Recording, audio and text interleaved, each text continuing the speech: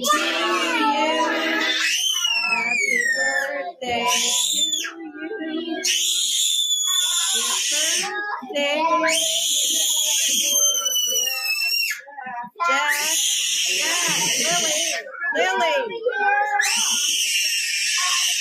Lily, stop, honey. If that screeching concerned you, you're not alone. In today's video, we'll continue breaking down the Globe and Mail's investigation into the bizarre home life of missing tots, Lily and Jack Sullivan. I'm Deception Detective, an attorney trained in statement analysis. This channel exposes lies and manipulation, so if that's your thing, hit subscribe. For exclusive videos, early access to new videos, and other cool perks, consider becoming a channel member. Link in description. I said we're going to continue unpacking the Globe and Mail article because we actually analyzed the first few paragraphs of it in my last video in this series.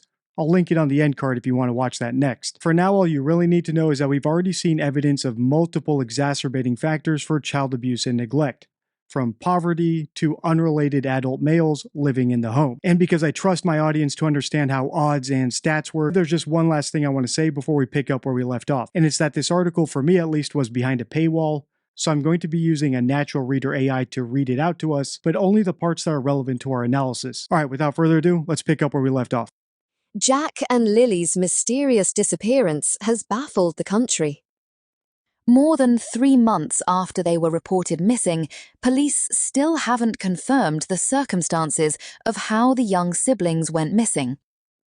It's possible that there were clues, even potential warning signs in their home life. A closer look into the lives of Jack and Lily shows that all was not well in the trailer in Lansdowne. That morning, Jack's blue dinosaur boots were gone. So were Lily's pink rubber boots and her white backpack with strawberries.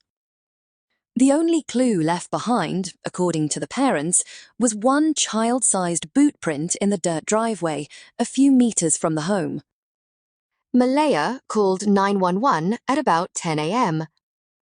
Daniel said he jumped in her white SUV and left to check nearby dirt roads, culverts, and streams. Soon, an army of search and rescue volunteers arrived. Police combed every inch of the property. That morning, Malaya messaged the children's paternal grandmother, Belinda Gray. "I never thought they would run off on me like that," she wrote.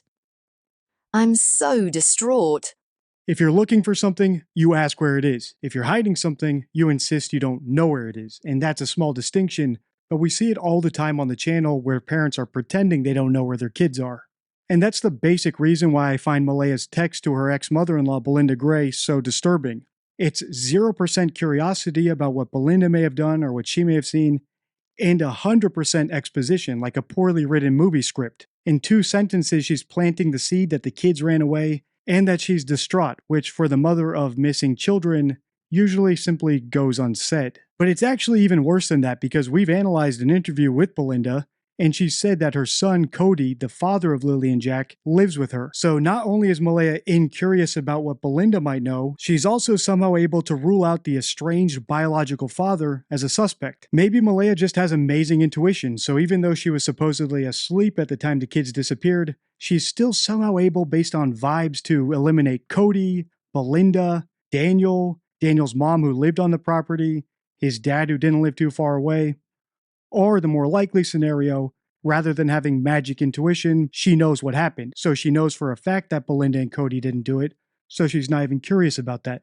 There's one more thing I want to point out in this part of the article, the solitary child-sized footprint not too far from the house. I explained what I think is going on there in a recent video where we broke down an interview with Daniel's mom. Right here in this area here. I plan on putting a pool up this year for the kids. You need level ground for a pool. That's what I was doing. I was leveling out the ground to set up the pool. And this is the Thursday. This is Thursday. Right. Friday, all the investigators, search and rescue and everything. Right around here was where they found the only footprint. This is where the boot. This is where I was raking that night. That's where the boot print was found. In the mud where I was raking.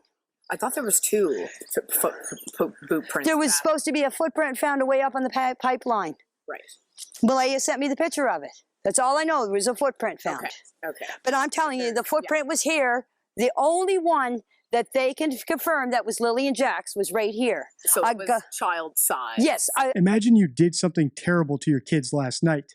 So in the morning, you want to call the police and report them missing, but you also want to be able to prove to the police that the kids were there in the morning and that they just ran away. If you're not a very good liar, you might think to yourself, hey, my mom has been leveling the ground by the house to make a pool.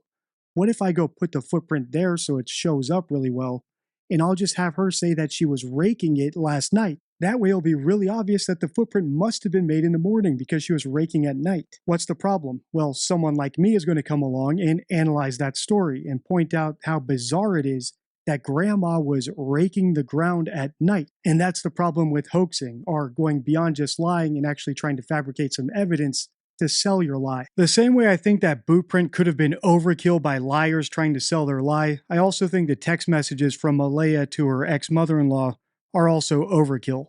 But there are plenty more red flags that Malaya and Daniel are hoaxers in this article, so let's keep listening. I never thought they would run off on me like that, she wrote.